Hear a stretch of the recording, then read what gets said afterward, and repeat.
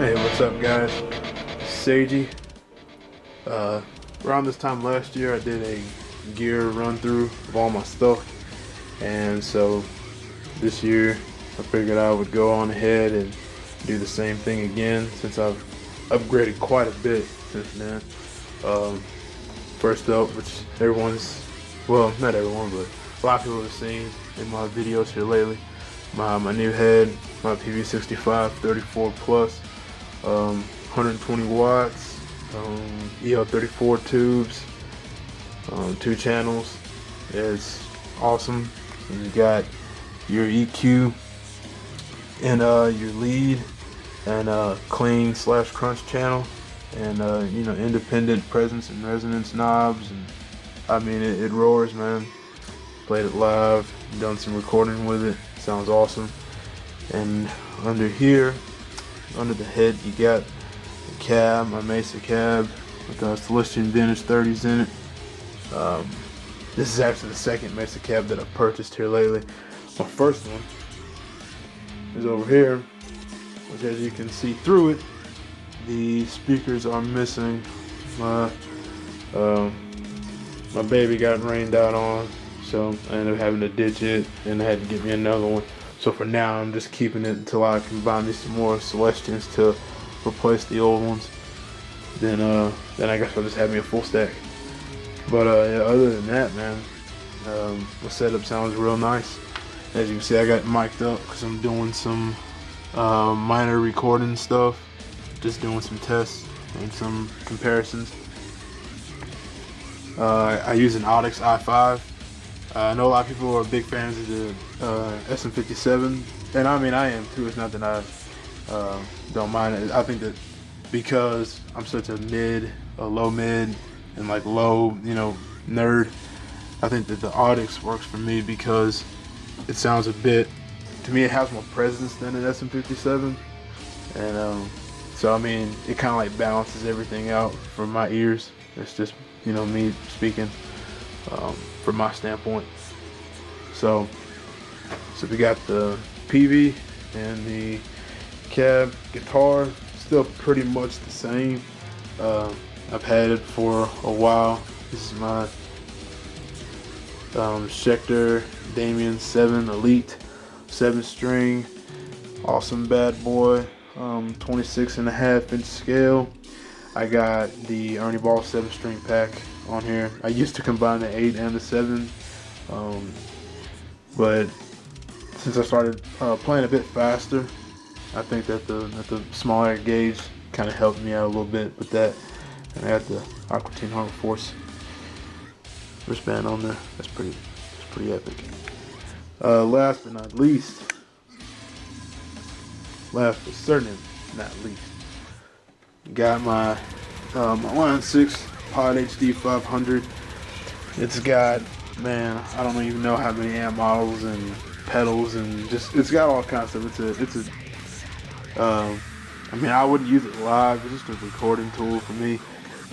Whenever I want to do like some silent recording and some ideas, I mean, I can just plug it in via USB. Just pretty much just plug this sucker right on into my laptop and plug in my headphones right here, and there I go. What's cool about this thing is that it's got a mic in, and I can hook it works as an interface, so I can hook my microphone up to it and mic my amp up if I want, along with tons of other unique features. So like now that we got the baby and stuff, and I can actually record and not have to worry about waking them up or anything like that anymore. So Line 6 did really good. And the other cool thing about it is that you can actually hook it up to an amp and run it, use the head as like a power amp, kind of like what people have been doing with the Axe Effects and whatnot. And if you want to use it for live, it can actually work. I've seen people who actually, would buy cheap Valve Kings or something like that and run it through the power section, so they won't have to, worry about the cleans or the leads or nothing like that. They program all the effects into their Line 6 and use it that way. So all that works.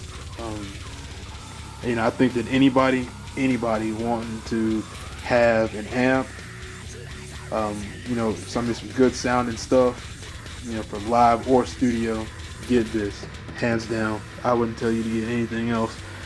Even over the Valve King, over any type of amp that you can get. Anybody starting out who just wants to plug in, record, you can plug it into any amp, run it through the effects loop, and you know, play live and sound really good. It legitimately sounds really good. You know, just like with anything else, you just gotta sit down and tweak it and mess with it. But yeah, I mean, that's pretty much it now. I had all these guitars and all these different cabs and stuff back then, but they were all kind of mid-grade, lower. Now I think I have a bit more of a simplistic rig. Also, I just want to thank everybody for all the support that I've had this year.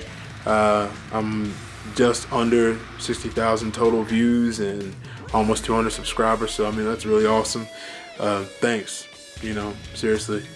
And I haven't been doing too much with the channel because I've been focusing a lot on my band and just, you know, working and trying to balance everything with, you know, the wife and the baby who, you know, that I just had a couple months ago. And I mean, just got a lot on my plate, but you know, next year is looking brighter. You know, more videos. You know, I got a solo album in the works that I'll be constantly updating my progress while I do it, because I'm gonna do some pre-production first. Then I'm gonna turn around and like record it for real. And I have some people who are helping me do it because I can't record everything here at home. But yeah, man, it's gonna be awesome. Next year's gonna be great. You know, I have serious high hopes for next year. Tell your friends and all the other guitar nerds about SEIJI TV. And if you want, you can check out SEIJI Films. For anybody want to look for some cool new bands, they're all kind of local bands and stuff in the area around where I live. And all kinds of cool bands in there. You got Burn the Bridges, The Event Horizon, Releases, all great guys. And you also check out some of my band stuff too. You know, in Puritan death metal. Don't get no better than that. It just don't get no better than that. But yeah, SEIJI, out.